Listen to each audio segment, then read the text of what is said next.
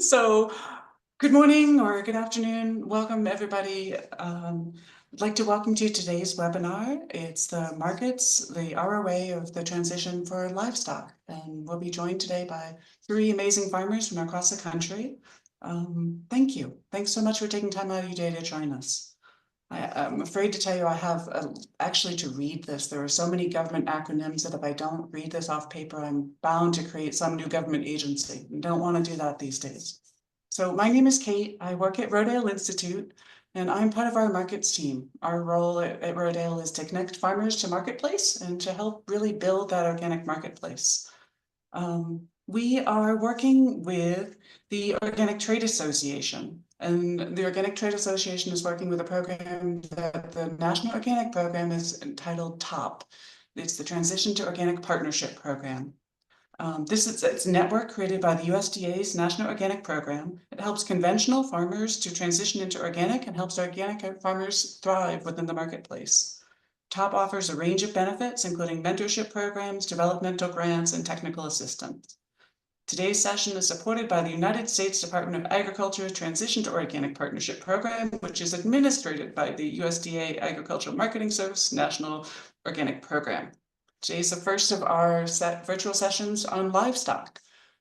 Today we're talking with farmers. Next week we're bringing in retailers and SPINS, which if you're not familiar with them is a data agency that will help us understand where organic meat and poultry is sold and who the consumer is. And then the final week, we'll bring back everybody and do an Ask Me Anything session. So if you don't get your questions answered today, hang on to it and we'll bring it back on that. Please use your question and answer button. It's on the very bottom of your screen. And you can see it's a little Q&A box with a question mark.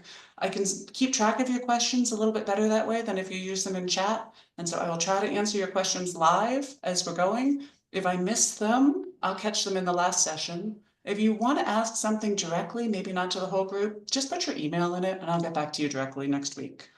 I want to let you know that this session is being recorded, and because my brain cannot listen to people ask questions and take notes, I have an AI note taker sitting in the background so that I remember what it was we talked about. That's it. I'm done reading my horrible script and we can begin. So I'm going to kick this off with just a round of introductions so you can know who it is who's in front of you today, right? And I'll start and then I'll pass it off to my panelists. My name's Kate. I work at Rodale. I live in Reno, Nevada.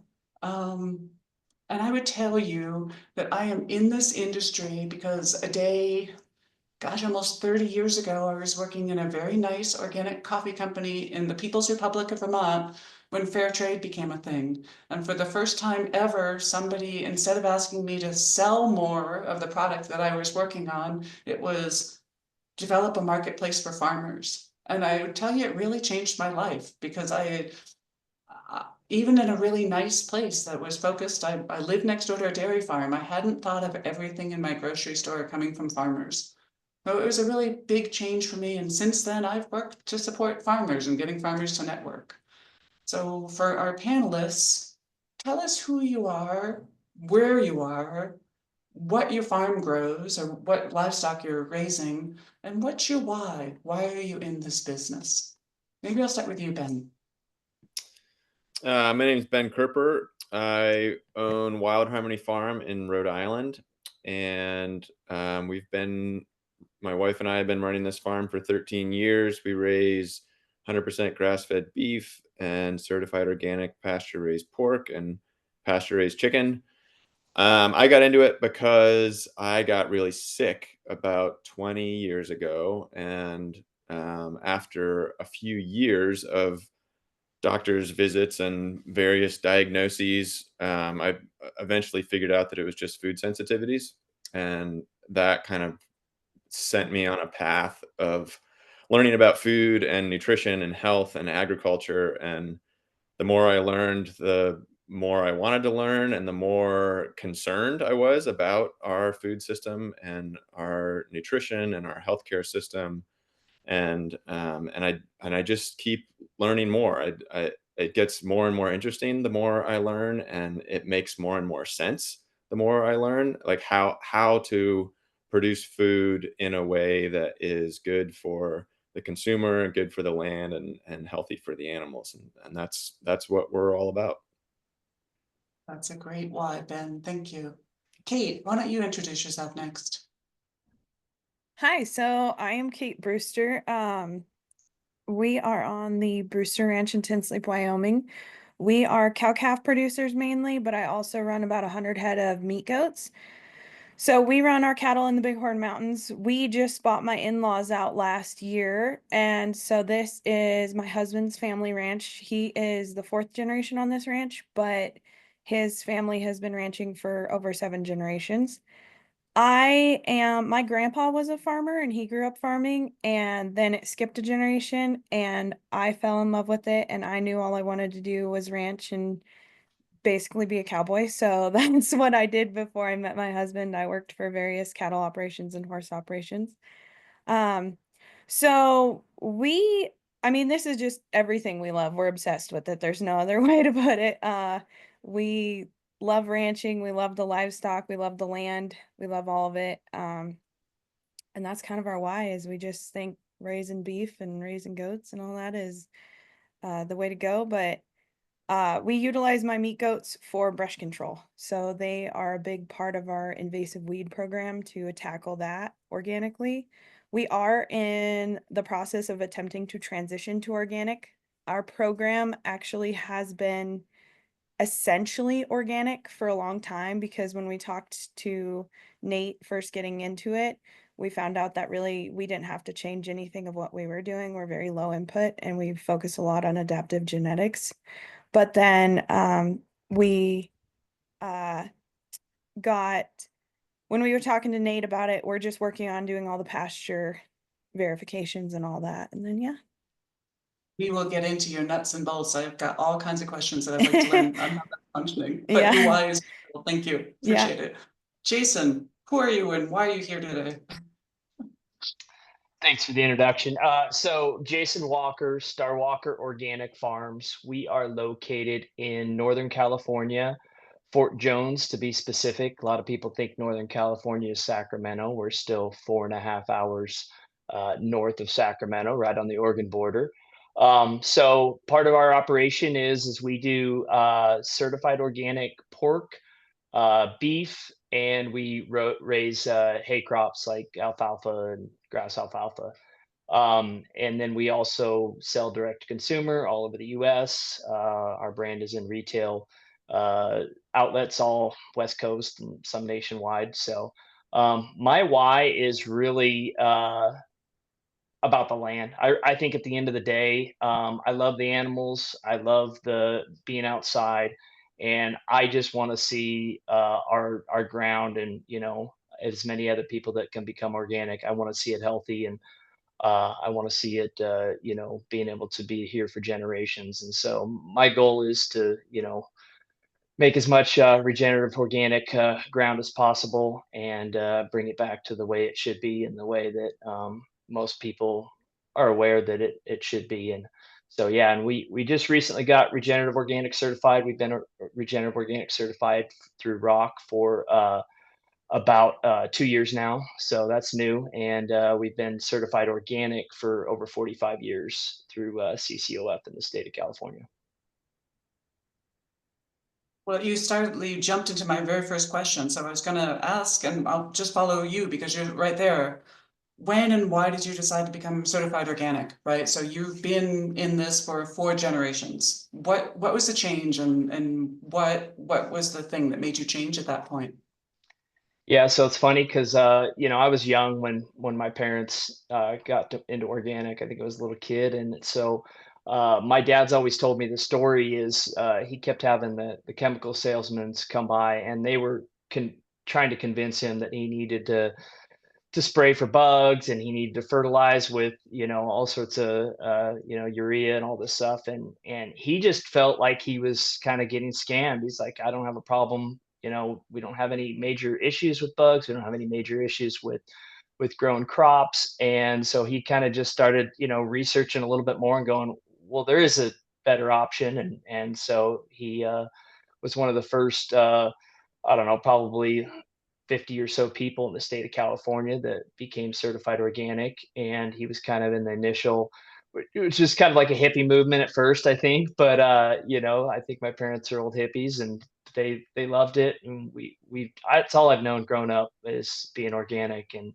I think that is really just transferred to the next generation. Being me is like I want to raise crops that way and raise animals that way. It's great. And Kate, you kind of were touching into this, right? So, so 7 generations, 4 generations, you said, on this land? Yes, ma'am.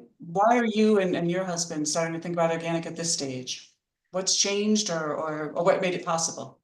So like I said, we just bought my in-laws out last year, and my father-in-law was I mean, he's retired now, living it up fishing, but he was a great rancher, a great cattleman, but he was not into the organic. He liked to spray, he thought it was effective. And my husband and I just felt like we didn't want to be around it. We didn't want to be around all that crap, to be honest with you. Like, we felt like it was really toxic and it wasn't for us. And we respected his opinion while he was running the place. But when we took it over, we decided that that's not something we want to do anymore. And, and aside from the health risks for people and the animals, we also, um, we're just really big. Right now, I'll tell you, Jason, it's kind of funny because right now in Wyoming, we're the hippies. Okay. Like, we're the hippies in Wyoming right now because all our neighbors are like, "You're nuts." And I'm like, well, I mean, we are the goat people too, so that doesn't help us. But we just feel like it's a better way to go. We're really big into the regenerative grazing. We have been for a long time. We do run on a lot of leased ground, so that does limit what we can and can't do, but Sure. we try to make the best of what we have and rotate as much as we can, and we've been doing that for a really long time, so it kind of just fit everything we were already doing, and we're like, well, and like I said, we didn't feel it was effective for the cost effectiveness during COVID. It was That's great. so expensive, and we were like, this didn't do anything for how much we just spent. And my goats can do better than that. So why not use the goats and scrap the chemical? So Love that. Ben, so same thing, right? You'd been working in livestock and other operations, hadn't you? What Yeah, I worked on made a you number of. decide you were going to do your own as organic? Yeah, I mean, similar reasons to Kate and Jason. We just really believe in the health of the land, and we don't want the chemicals around us. We don't want the chemicals in Mhm. in the food. Sure. Um, and so when we started out, we were not certified. And a few years in, I, I I don't even remember who we were talking to, but we realized that we weren't going to need to change anything about how we were growing our pigs, and our chickens at the time were also certified. Um, and so we just figured we may as well get the certification as just an added bonus when we're trying to direct market. Great. Okay.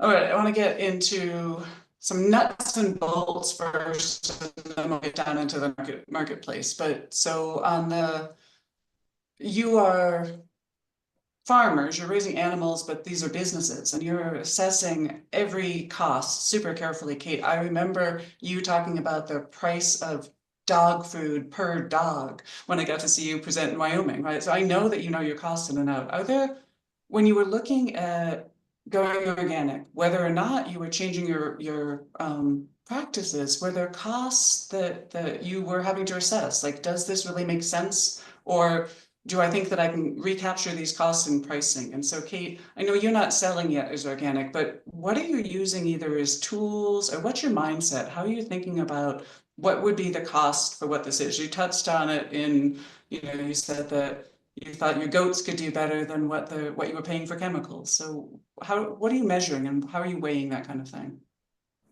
so at the end of the day, I mean, I'm really big, like you need to, if you're running a business, you need to learn how to run a business and learn how to do the books and learn how to know that backside of the business, because otherwise you're going to fail, period. Like you can be amazing and have a great product, but if you don't know how to cash flow, how to have a P&L, how to do all those things, you're not going to get anywhere.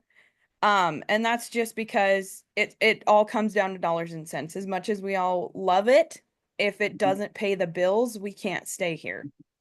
So for us, right now with the organic transition, the big challenge for us is hay, because we do buy quite a bit of hay, and we've actually decided to transition a lot of our fields into strictly grazing because it just wasn't cost effective. Mind you, we're in the Bighorn Mountains. We have a really short growing season. We're in the foothills, but it's really limited, and we're on some really rough kind of river bottom where there's a lot of salt, there's a lot of alkali. So we've got a lot of growing challenges. This isn't farm ground, this is cow ground, okay? That's the simple way to put it. But so with that, just buying that much organic certified hay is a cost we're trying to figure out how to pencil in and figure out where we can get it from, because obviously Wyoming is not, it's not very easy to find that yet. But at the end of the day, you have to know your costs and penciling that out. I mean, I'll give Ranching for Profit a shout out. They are a great organization that has really, really good classes on how to get your enterprise cost breakdowns. And especially when you're running multiple enterprises, knowing this is what my goats cost me, this is what my cows cost me, this is what my dogs cost me. You have to know those costs to know if you're making money. So, I mean, there's a lot of great resources and great classes out there, but I would say definitely our biggest challenge with the organic is our hay situation, and that's something we're weighing out because, is it cost effective? Like we can still be organic and not be certified, um, in our practices if that's what it comes down to, because if you can't make money, I mean, you're not going to keep your doors open. So, Oh, sure. Ben, you kind of talked about that in the same way, I think. Not that you're, in your Wyoming, but I think what you said in your intro was that you had to look at what your costs were. You were farming probably organically, and then you talked to somebody about, were there practices you'd have to change? Did you sit down and like look at spreadsheets? What am I spending? Is there something here that's gonna potentially make my business so it's not profitable? Were there things you were tracking? Pretty early on, we hired a business consultant, and the outcome of that project was his biggest recommendation was drop your organic certification. It's too expensive. And I see one of the questions in the chat is about how much more you can get selling organic meat. And honestly, I don't think it, for us, I don't think it does justify the extra cost of the feed, which the feed's the biggest difference in input cost for us. Is the feed's about double what it would be if we were buying conventional feed for pigs. And so that by itself, I think probably doesn't justify it. So we're definitely in it for other, ethical reasons, and we do still believe in it and are going to stick with it, even though financially I'm not sure that it is the best decision. We also went to Ranching for Profit. I would agree with Kate. That's a wonderful resource for anyone getting started, or if you've been doing it for a long time. It was life changing for us to go through that course and realize all the things that we were doing that were not making us money, and the couple of things that we were doing that were making us pretty good money. And so we dropped 7 of the 9 things we were producing, and focused on the 2 that were doing well. Good call out for everybody who's listening. I'll keep a list of resources that come here and then others. So you signed up for this. I have your email. I'll send you all a list of everything. So if you don't capture it here, I'll get it out to you after this event. Jason, you run a larger operation and you had to make the decision to go organic. Do you grow all your own feed? Do you not have those same kind of feed cost pressures? Or are there other things that you were keeping track of to say, for however many head of cattle and pigs that you're raising, like did you, what were you keeping track of to make sure that your costs penciled out? You on mute. I apologize. Everybody at least once in a call. I'm a little lucky on that standpoint.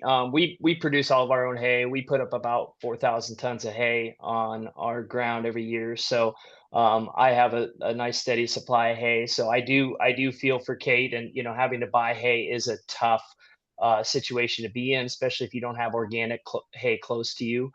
So I'm lucky in that sense. And then also my pigs.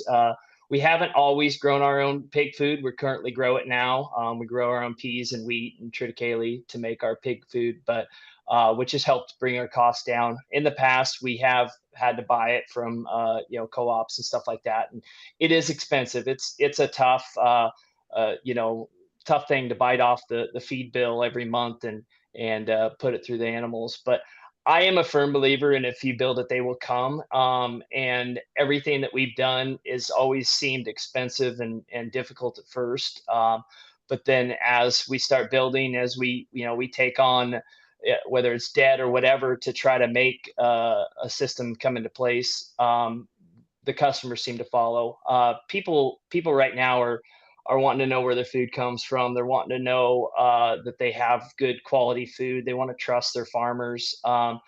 And I am, obviously it's easy for me to say we've been organic for a while, but I'm a firm believer on, the transparency of seeing an organic label on something for the consumer is amazing, because then they know that those people are they're having to follow some rules. It's not just, kind of I believe I'm organic. It's like we get scrutinized every year.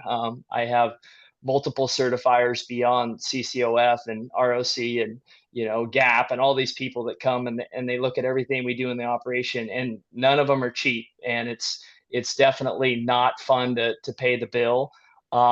Everybody's kind of got their hand out on the certifier side, but they serve a purpose because our customers can trust what they see on the label, and they can trust that we're doing things right. So I believe that's important, but I'm not going to undermine the fact that it is tough. It's hard to justify the cost, and you got to be really sharp on the finance side. I can say that that's not my forte. I'm the outside guy, and we've got a really great bookkeeper, and my wife does a lot of it too. So they keep me in check. I have a tendency to just spend money and not have any reasoning behind it. So, but yeah, it's not easy. Is basically the point I'm trying to make. Yeah, I would second Jason's point of if you build it, they will come. We've been surprised several times in the history of our farm when we've realized that we aren't charging enough, that like we have to make a big price increase at some point just to stay in business. And every time we do it, we're like, well, maybe this is the end. Like maybe people just aren't going to buy anymore. And every time our customers are like, nope, like we want your product. We want to see you stay in business, charge what you need to charge to stay in business. So I have to kind of um, let my own paradigms go about that. I think I imagine that there's a glass ceiling, but there are just enough people out there that care just as much as we do about what we're growing as they do about what they're eating, and so they're willing to support it. That's great to hear. Let's kind of take what you guys have both said and think about how are you selling? And Kate, I'm going to roll you in and out of this because I know you're not selling organic yet. If I'm leaving you out of a topic and you want to say something, goodness, jump in, right? So, I don't want to leave you out, but I want to talk about the organic market too. I was going to mention really fast. Yeah. I think the big difference too for us versus Ben and Jason is we aren't direct to consumer. So we have to rely on a buyer to buy those steers organic for us. So we're kind of at the mercy of a market in a way.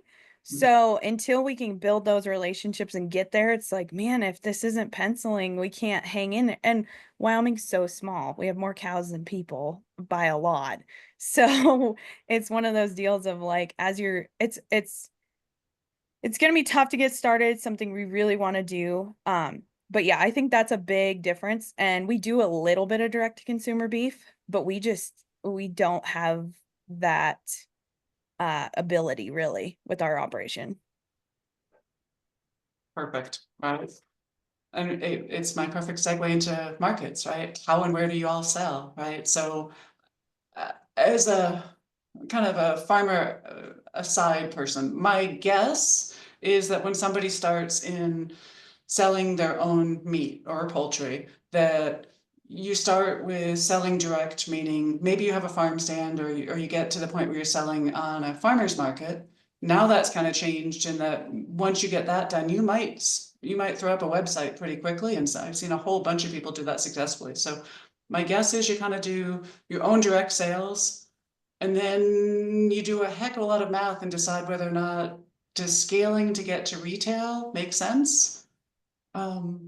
I bet there's some product value, some value added products that might make sense for some of this. And I'm wondering if any of you are in things like the pet food market. So let's take those things a little bit apart, right? So Ben, you told me that you are almost all direct sales with a little bit of restaurant. Is that about right? How do you sell? Like, what's your market? About 85% is direct to consumer. And we've tried that a whole bunch of different ways. We've shipped, we've done farmers markets, we've sold through grocery stores. We had a farm store, and now we've switched to just online, basically an online store, and people can, after they order, they can come pick up from the farm, or if anyone subscribes, the people that subscribe monthly will deliver to their house. And that makes up about 85% of our sales, and the other 15 is to restaurants. And before COVID, it was the other way around. It was mostly restaurants, which helped us in the early growth phase of our business to be able to get up to a scale where we could buy bulk grain and get get discounts on larger quantities of inputs. But the profitability is certainly better direct to consumer. So that's where we've landed.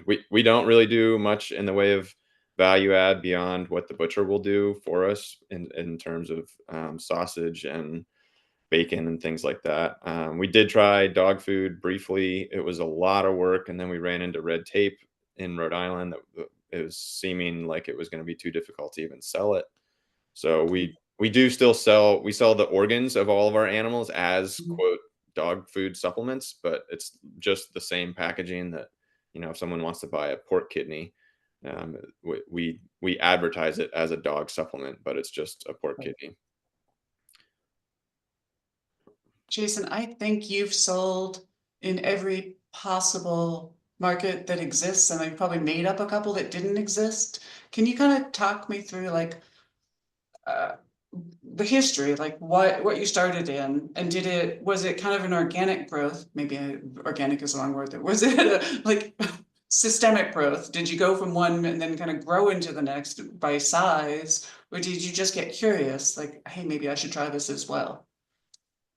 Yeah, so you hit the right word, curious. So we started wholesale. We used to just wholesale our pigs out to other people that had brands, and same with the cattle. We used to sell them into, I knew where they were going. I knew what stores they were going into, but it wasn't obviously our brand on it. We did that for a lot of years, and then when COVID hit, there was some change. My wife was doing some other stuff, and she decided to be a little bit more involved in the business. And we knew we wanted to do direct to consumer just because we knew that there was a lot better margin, a lot more potential there, and a lot of companies that were doing it. So she got our website going and basically hit the ground running, and we started shipping all over the U.S. at that point in time. And I think that was really the catalyst to know that, like, there's so much more potential than what we were narrow minded before, thinking about, oh, we just have to wholesale. We don't want to build a brand, all that sort of stuff. And the direct to consumer really put us at a trajectory where we knew that there was a ton of potential. And so we started doing farmers markets too. I'm not a big fan of farmers markets and the fact that they don't really make any money, but it really got our name out there, and we are able to. We now deliver. We do our farmers markets. We actually deliver to a lot of customers year round that just come to our farmers markets. So the delivery has picked up quite a bit as well, and I think that's another a good part of the business that we like to do. So about a year ago, we decided in order to really push this to the next level, we were going to have some control of our processing. We were bouncing around from place to place trying to figure out who could handle what capacities we were doing. And so about a year ago, we bought our own processing plant, which is a huge undertaking. And we were going to build something, but it was going to take multiple years. And so we took on a very nice 19,000 square feet or 19,000 square foot facility, which was a little bit bigger than we needed. And now we're realizing it's probably perfect for now and maybe even too small for the future. So a lot of people don't have that option, but right now we have the option to be able to pivot on a dime. We can do the cutting, we can do all of our value added products. We currently have jerky that we can ship. I think the value adds really key because shelf stable products like that are easy to ship, and the retailers like them, and it's a really nice. It's a lead in for a lot of people. So like we'll get jerky somewhere, and then pretty soon they're like, well, what do you have for frozen meat? What do you have for fresh? And so it's been a really it's and I'm gonna be the first to say jerky's not a huge margin thing, especially in retail. Direct to consumer, we actually do okay, but retail, they just like to suck the life out of any profit that you're gonna make with between the distributors and the retailers. But it's a great way to get your name out there and really start, attacking the market pretty good. So yeah, we kind of hit all of the boxes or check all the boxes as far as how we sell our products across the landscape. Now it's really more of a scale thing. Like, do we really want to be in a Whole Foods? Do we really want to be in a Sprouts? Like, what is that going to take on the animal side to be able to supply those sorts of places? So we're kind of settling in on maybe a little bit more, Amazon, smaller retail chains and stuff like that, so that we can make sure we can supply them with, you know, plenty of product, and we're not all of a sudden sold out and having to go down that road. But yeah, and Kate, if you got some organic cattle, I'll be interested in buying them. We'll talk. We'll talk. Well, see, that's part of there, first market connect on the success. So, and also there goes the idea that you can ever guess somebody's business. You went about it completely backwards. In my mind, you went wholesale and ended up at farmers markets. I've never heard of any other farmer who's had that particular direction, but it's awesome. Okay. I've got one other wild assumption, and maybe I'm completely off on this one. I'm assuming that both Kate and Jason, you live in lightly populated zones of the country, but Ben, if you've got people coming to your farm to pick this up, you're not shipping. I'm assuming that Rhode Island's a little bit denser, right? So that your consumer base, like they're in your town, like they're driving their car to pick up meat from you weekly. Like, is yours close to them as a supermarket? Is that true? Yeah, we have probably 1 million people within an hour. Oh, wow. So there's not, it's basically limitless. We deliver probably at the most 45 minutes away. So that is certainly the huge advantage we have. The disadvantage being that there's hardly any other farmers around here and not much farming infrastructure. So inputs are difficult to come by, consultants are difficult, equipment is difficult, land is almost impossible to find here. It's because it's mostly developed and it's really expensive. So it's just a trade-off. Kate, do you have 1 million people in Wyoming? No, I think we're like less than 500,000 in the whole state. We are in between Ten Sleep and Hyattville, Wyoming. Hyattville has a bustling population of 75, and Ten Sleep has a huge population of 250. And I A few more am, cows. yeah, I am an hour and a half from Walmart. If I want to go to Costco, I have to go to Billings, Montana. So I'm like 4 hours from Costco. So yeah, that definitely puts a big challenge on direct to consumer as well, because there's a lot of logistics that go with it here. Gotcha. Well, let's kind of take those selling channels a little bit, right? So I'm going to start what I assumed until Jason told me I was completely wrong. What was the beginning stages? Let's think about direct sales, right? So Ben, in your direct sales, are you selling to the same consumer over and over, like weekly or several times a year? Do they keep coming back to you? Or do you find that you're needing to invest a heck of a lot in marketing to continually bring in a new consumer? Both, I would say. We do about half of our direct to consumer sales are on monthly subscriptions. And they can choose any products they want to get once a month. Um, and then probably half of the other half, so another quarter would be customers that aren't subscribed but do buy frequently.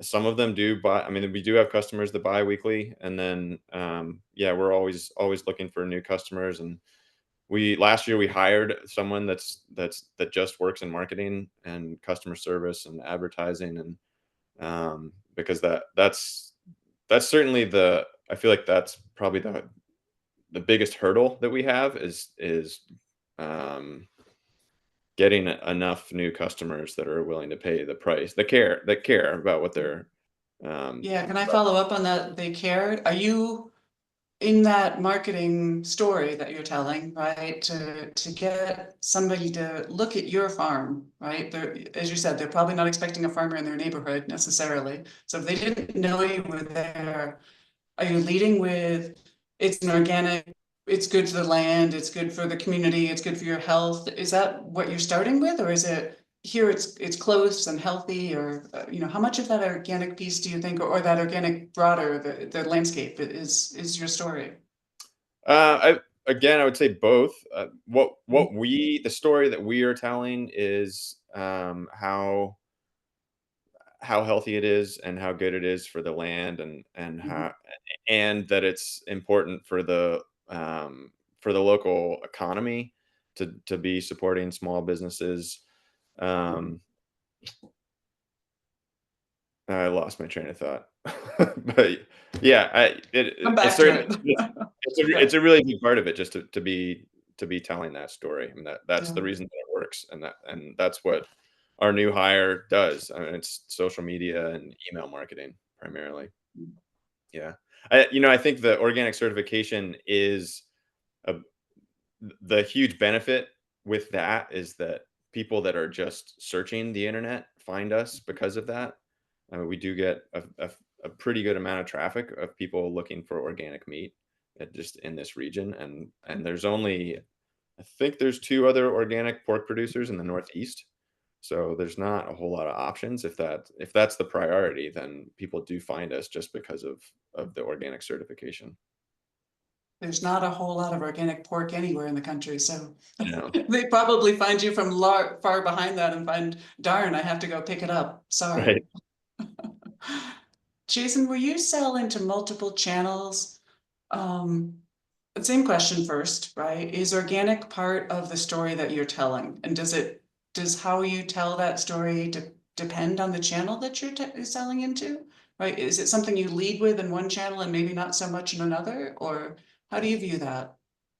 I'll be honest, we lead everything with organic, and then recently, the regenerative organic Mhm. aspect. I think that's how we find the customers, and we're pretty heavily invested into social media. I think that avenue, and I don't deal with that part of it. So anything you see on there is not because I'm any good at it. It's we've got a team of people that are pretty good, and I think that's huge just because it creates some transparency. So if somebody does see your product, whether it's a farmer's market or store or whatever, you know what they're going to do first thing is they're going to search you on the internet, and they're going to look at your website and look at your social media, and kind of make that judgment before they make any big purchasing decision. They might be an impulse buy, but before they buy a whole beef pack and get it delivered once a month, they're gonna make sure that you're following kind of what they deem as their values or whatever that would be. But I think the organic is important to us to lead with because we have a set of clientele. We know we can't reach the, you know, probably even 50% of the population. We're probably going to be reaching 20% of people who are looking for the organic or looking for, to be have that connection to their farmer, that they don't just go to the supermarket and buy whatever's on the, the meat counter. So I can't, say that, we have unlimited possibility. I mean, our market's pretty limited, but I think it's growing every day. I think there's a movement in that world. And I think, strike while the iron's hot as much as we can do, and I think community is huge. So as much as we can do as a community, and education is great, because more consumers will come based off that. That's great. Then your restaurant sales, are they coming to you because you're local? Are they coming to you because you're organic and local? Are they coming to you because, oh my God, it's the best pig that they've ever had? Like, why are they coming to you? Yeah, I was just thinking of adding that the Mhm. restaurants seem to care a lot less about the certification, and they want the quality Mhm. of meat. And so Mhm. we have tried at times to market to restaurants, and we've had very little success with it. Almost all of the restaurant growth we get is word of mouth between chefs, just because we have really high quality pork. And I think that's partly because of the way that we're raising them. The fact that they are certified organic is part of why they taste so good. But none of them advertise on their menus that they're serving certified organic pork. Some of them don't even advertise that it's coming from our farm. But I mean, there's very good word of mouth between the restaurants around here, so they know that the quality's good. And I mean, probably once every 2 or 3 months, we get a call from another chef saying, "Hey, we heard about your pork from so and so. We want to try it out. Can you send us some?" I find the same thing in restaurants. I was curious. I was hoping you had a different answer for that. Oh well. Sorry. But I agree with you. I think it's the care, it's the way you're raising the pig, not the breed of pig, that is making it taste good. Would you say that's true? I mean, I mean, very early on, we were encouraged by some chefs that we were working with to raise Berkshires, because of mm, the quality. And before that, we had been just kind of buying whatever piglets we could find wherever, which is not easy to find in Rhode Island. And then once we started hearing that chefs wanted Berkshires, we switched over to Berkshires, and we've been raising them ever since because they're fantastic. right. Okay. Okay. Well, that's really interesting. Uh, well, let's think about the retail side of it. So Jason, I guess it's going to toss these questions to you, right? So again, maybe my assumptions are completely wrong, but I'm going to lead with them. We'll see. I'm assuming that to make retail work, it's more of a volume game, that you're cutting margin to be able to sell in retail, and so you need to sell more. Is that true? And does that change depending on the kind of retailer? Like, I don't know if you sell to local co-ops versus chains, or, local retail chains versus bigger, like Safeway may only be West Coast, but it's a heck of a lot larger than some of the smaller retailer chains you might hit in California. Does your margin change radically depending on the kind of retailer you're working with? Yeah, it does. The smaller the retailer, the closer they are proximity, the more we can deal with them directly. Our margins are way better. The larger the retailer, the more we have to deal with distributors, and everybody wants to take a cut the whole way along. So, I big retail is tough. I mean, it just they suck the life out of you, and there's really not a lot of room to, make money. So then you have to make it up on volume. And even at that, that gets tough, because I feel like then it washes down really what you're trying to do, which is, create a very good product for people, and you want them to understand that by when they go to pay for it, that it's more than what they're going to see next to it in the case, that's either conventional, or maybe it's just a grass fed, grass finish, which there's value there, but there's another value when you go to organic, and that should be a price difference. And some of the bigger retailers don't really want to play in that game. They don't mind being a little bit more expensive, but they don't want to be too far off of what they feel like their clientele is. Now, the smaller retailers, the boutiques, the co-ops, and they could still have 5 or 6 stores. Those are really the ones that we like, because they understand what we're doing. They want to support it. They know their clientele. They know their clientele is willing to pay for it, so they don't balk at prices. And that's not a huge issue of what the price is. And so I think there's different levels of the game. Right now, we're kind of in that intermediate level where like we don't really want to go. We're not gonna ever be in Walmart or probably even Whole Foods on any sort of huge scale, because there's too many stores and too much volume, and we really want to make sure what we're doing is quality and quality over quantity. Have you noticed? So, I have a terrific co-op in Reno. Call out Go Great Basin. And they do a really good job of not only telling me that this is organic, but when it's from a local farmer in my food shed, their name is right there, handwritten on a tag. So if it's an apple, I can tell it came from such and such an orchard. Um, there's one of my farmers, I see him on our participant list today, that I see his name when I get to buy his tomatoes, right? Thank you very much. But do you find that there's a difference in how your retailers can tell your story? And my assumption is, if that's the case, that just having an organic label may be more important the further you get, and then organic is part of your story the closer or the smaller the store is? Has that been your experience, Yes. or is it something different? Well, no, it's a great question because a lot of these retailers, especially the bigger ones, they're wanting us to white label for them. So we wouldn't even be on the package at all. And we've said no to So all that's that the private because label, right? So a white label is if I sold and it's the store's name and your name isn't there at all. So it's just the store, the cut of beef, and okay. Thank you. correct. Yeah. So and we've decided not to do any of those. I mean, we've had some big companies reach out for having this white label, and we've decided not to because I think at the end of the day, like, we want a shout out. It doesn't even have to be front of package, but we want a shout out because at the end of the day, we're doing this for a bigger, we're not just doing this so we can make a lot of sales. It's like we want to get people, used to knowing where their food comes. I want them to support the organic, regenerative, whatever facet of that you're into. I want them to know that, like, hey, I'm getting my stuff from such and such farm. It might say something different on the front of the package, but as long as we get that notoriety, and it's not so that hey, we everybody has to know our name, but like, I want people to understand that, like, we are a family farm. We are trying to do this right. We're it's not easy. There's nothing easy about it.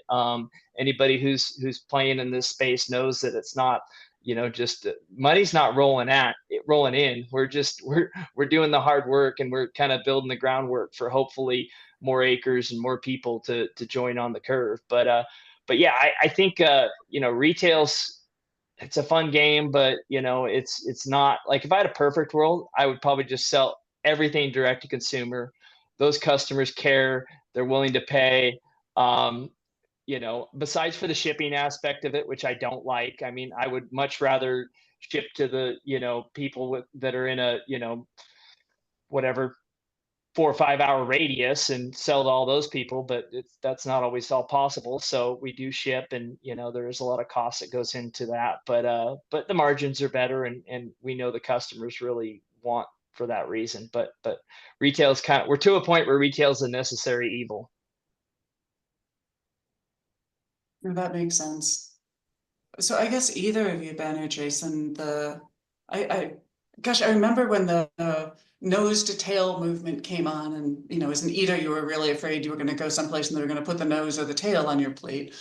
I don't think I ever quite got that far into it, but my guess is, if you're starting with either, a pig or a cow, that there are cuts that are super easy to sell, right? I recognize them as an eater. If you're selling to me direct, those are the things I'm going to buy. They're the only 3 or 4 things I see at my supermarket, but you've got a lot of other cuts. So how do you sell that? Do you do like if I buy a quarter of a cow or a side of pig, I get a discounted price so that you get all those other cuts? Ben, I think you said you didn't do a lot of value add like sausage. So if you're selling a pig, how do you sell the whole pig? A few different ways. We do the half pig and quarter cow, whole cow, and that helps move some of that stuff. one of the nice things about working with restaurants, especially with the chefs that that we have a good relationship with, is they understand what they're signing up for, and when they're working with a small business, a small local farm, and they're super supportive. I've had several chefs say, "Whatever you can't get rid of, I'll take." And overnight, I'll go from thinking, I've got 1,000 pounds of pork fat in the freezer to, oh, well, they just took 400 of it. So the restaurants, our experience is they actually go through a lot more volume than the small grocery stores we used to sell to, and they're willing to take really weird stuff. Sometimes we barter with restaurants for a night out for my wife and I, and we'll just give them the weird stuff. And then the other thing I would say is we're constantly reevaluating pricing, and that's how we're able to move some of the stuff that is harder to move. A tenderloin steak we sell for $50 a pound, and a pig's foot we sell for $1 a pound.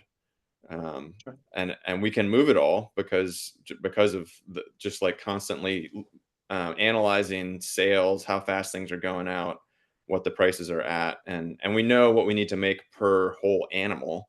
And so if something's not selling and we need to sell it for less, then that means something else that is selling we need to sell for more, so that we're still making the same margin on each animal. That's terrific. And I'll make sure I put this in the resources I sent out to everybody. I met a professor at Cornell. He's an economist and he focuses on the meat market. He has a fabulous tool where you can say what it is that you're selling, what cuts, what are your processing costs, right? You can put in all of that into, how many pounds of meat and what particular cuts, and it will help you calculate to make sure at the end of the day you're being paid, right? Because it's so hard to know, well, this is what I think the market price should be, and at the end of the day, did it really cover your costs? It's a really nifty little tool, so I'll make sure I include that, because it was surprising to me because I hadn't thought about it, right? Yeah, Jason, you there's do a lot some of that. Oh, sorry. Excuse me. there's a Go ahead. lot of hidden costs that you don't think of. I mean, when we Yeah. first started, I thought it was buying, the cost of the animal, the cost of the feed, and the cost of processing. And honestly, at this point, that's a little bit less than half of all of our costs. The rest is insurance and fuel and utilities, and all this stuff that I didn't think of when I first started out. That's terrific. Yeah.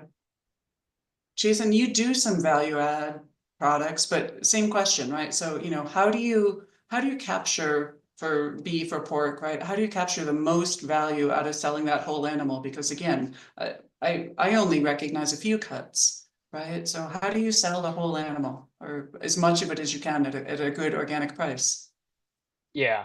I mean, obviously, perfect world would be is that's all we do is sell whole animals to everybody or halves, and they get everything. That's ideal. But we've developed through the years when we started doing direct to consumer. Yeah, we all of a sudden we're like, we got a bunch of sirloins, and like we got to figure out how to get rid of them, or bunch of hams. Off season, it's like, oh, we got a bunch of smoked hams, and they're not moving. And so I think you kind of figure out like, okay, there's a time to put a sale together, there's a time to put maybe take that product and put it into something else. So now we've kind of got it figured out where we know what sells and what we maybe don't put. We put it right into trim and make ground beef, because we know we can sell the piss out of ground beef. So as much ground beef as we have stacked in there, it won't be a problem. And same on the pork side. Hey, let's just nobody wants pork steaks really. That's not moving. Let's put that all into ground. The hams aren't moving. Let's do something different with them.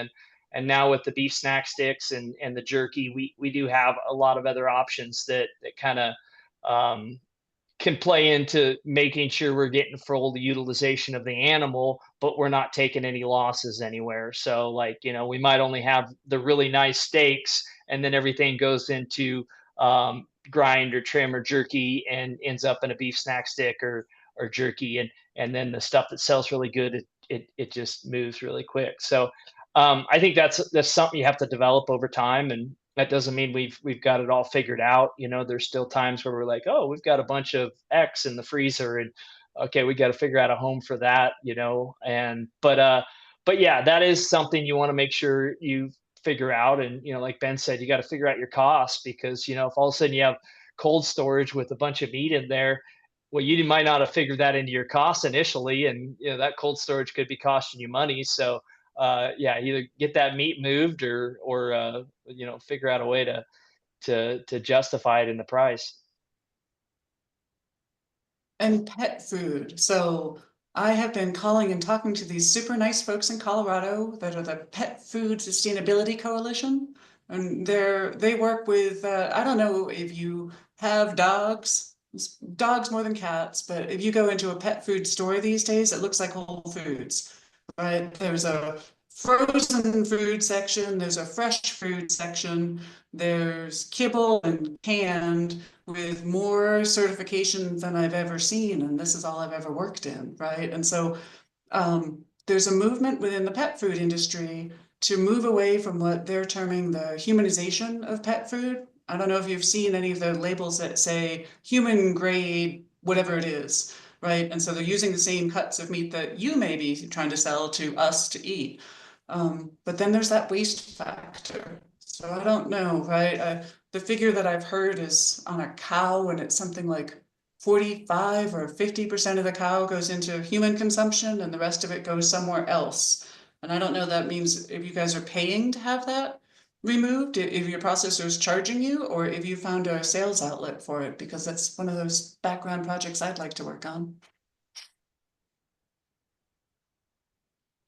Yeah, Are you usually working in pet food?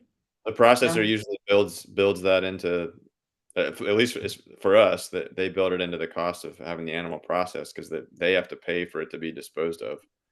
Even there's an organization working on trying to find a market for cow hides in the Northeast right now. Right now they're just an expense to get rid of, but they are valuable. I just don't think there's anyone around here to process them. I don't know about the hides, but I might have a pet food company in your area that is looking for what you're doing, right? So I think that there's another piece of this, right? I feel like farmers are trying to move the organic, and what needs to move the organic market, right? And so I think that there's other places where we, as the rest of that movement, should be trying to figure out, like, what is this connection, right? I know that there are brands out there, and so what's that intersection between what you're doing, what you can't sell, right? It's a shame that you're getting charged for something that a pet food company is buying, right? It seems to me you ought to be able to sell that to them. So let's see. I'm curious about that. Jason, have you ever played in pet food or pet treats or? We don't, besides for the occasional people that want to buy certain products for their pets. My plant manager at our plant, he's had some experience in the pet food industry, and so he's got a lot of great ideas that we're going to start doing at the plant. Smoking some bones for pet food, and utilizing some of those other parts that just don't fit into the meat program very well, and utilizing them for some pet food. But there's a few more hoops to jump through, when you go into pet food. And so it's kind of, right now it's probably just one of those things that we don't have the bandwidth for. But I think in the future, because we don't want to be, I mean, we have to get rid of certain parts of the animal, obviously, and they just go to a landfill at this point in time, because the state of California is kind of a pain in the butt for other options. But we'd like to utilize as much as possible. I mean, there's so much in an animal that can be utilized, and you talked about nose to tail earlier, and I mean, that would be my goal. That nothing goes in that disposal bin, and we're not paying to get rid of it. So we make little steps at that, all the time. But right now we're not full 100% utilization, even though I wish we were. There's spots for the intestines to go. We had people reach out to us for lungs and other parts of the animal. So it's just building that system and building that distribution channel to be able to get that to the people who need it. Well, I have a feeling I'm going to be calling you all back on noodle sessions on that. I'm trying to figure out I think some of it's just an overlay. Where are the food brands manufacturing? Where are the farmers nearby? How do you put those two pieces together? Because I don't think you probably know each other to talk to one another. But I think it's just I think it's a mapping exercise. The same way that, you know, like finding Kate a buyer it's a mapping exercise, right? It's what do we do to say where is she? Where can she do? Where can we put that demand together, right? Yeah, I mean, we can't find organic cattle, so that's the only reason that we don't sell organic beef is that we only finish cattle because I don't think it makes a whole lot of sense to raise cattle year round in the Northeast. We tried it for a long time and it didn't pencil out, and so we've been buying cattle from all over eastern U.S. We haven't gone as far as Wyoming, though it's tempting. But I'd be really happy to sell organic beef if we could find stocker cattle that were organic, but we just can't find them anywhere. Noted. Noted. Okay, so there's a couple of homework assignments you gave me. Thank you. Right. And I know that some questions popped up that we didn't get to that I absolutely promise I will get to either directly on the couple of you that sent notes that way, or I'll make sure that we get to them in the last session. That's the question and answer. Did I cut you off on anything? Do any of you have like a burning issue you still wanted to bring up? No? Okay. Well, in that case, I'm gonna thank all of you because this is it's always wonderful to learn. I definitely had some of my assumptions turned upside down, which is great. Thank you. I'm glad that organic is working for you. Kate, we're going to make sure that we all help you so that it's working for you. Next week at the same time, we're going to talk to retailers, right? So if that was your goal, and we're talking small retailers, so we've got a cooperative coming, someone coming from a small chain of retailers, someone who works in a sausage brand who buys from small farmers, and then the spins folks who'll come and talk about the data. So that's the next session. So if you're interested, come. If you've got questions you've got before that, just email me and we'll make sure we get them into that lineup. But for all of you today, thank you so much for joining us. I really enjoyed learning from you. Thank Thank you. you. Thank you all very much.